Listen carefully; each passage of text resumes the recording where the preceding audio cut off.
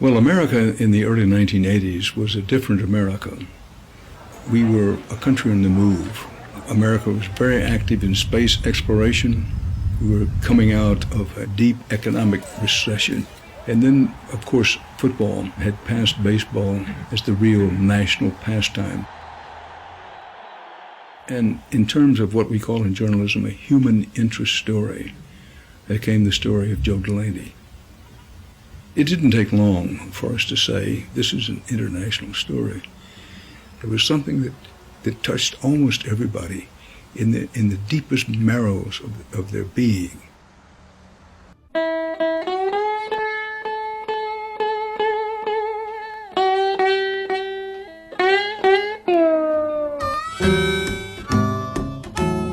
I'm going down in Louisiana,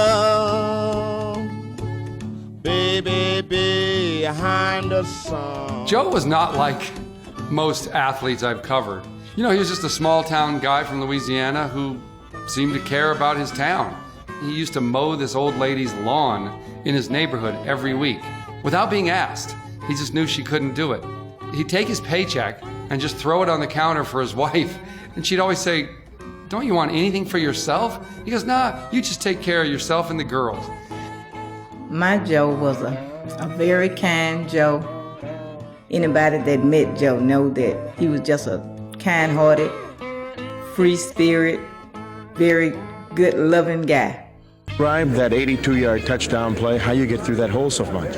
Well, it was really a slant play, and every time we get in the eye, they'll think we were going to run a sweep, so they thought pursuing outside, and it was a slant, and I had a cutback, and I broke one tackle, went nobody in the secondary. Are you as fast as you look, as quick as you look? Yeah. Everybody liked Joe. You couldn't find anybody that didn't like Joe Delany because you knew that when you went out on the field, you were going out on the field with a pro.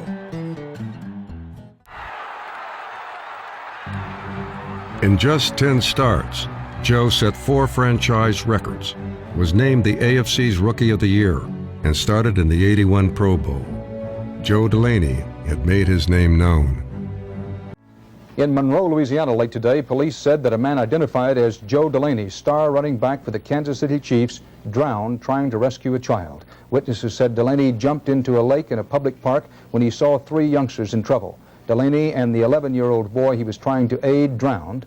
Another youngster is reported to be in critical condition. I do remember the day that this story came across. It was something that touched almost everybody. It was almost as if you were just frozen when you heard about it and you thought that it was a joke. You ask yourself, what would you do in that situation? And if you have to think about it, then you know you're not going to do the right thing. But he never thought about it. The thing that was on his mind was, I need to save these kids. It was a murderously hot day in Louisiana.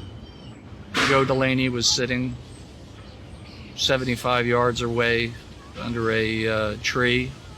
He was looking on at these kids who were walking into this pond. And they disappeared under the water abruptly.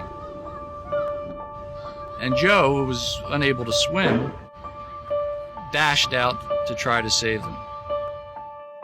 He managed to save Marty, but he and the other 2 boys drowned. True to the core of his nature, nothing could stop Joe Delany from helping others in need, even at his own peril.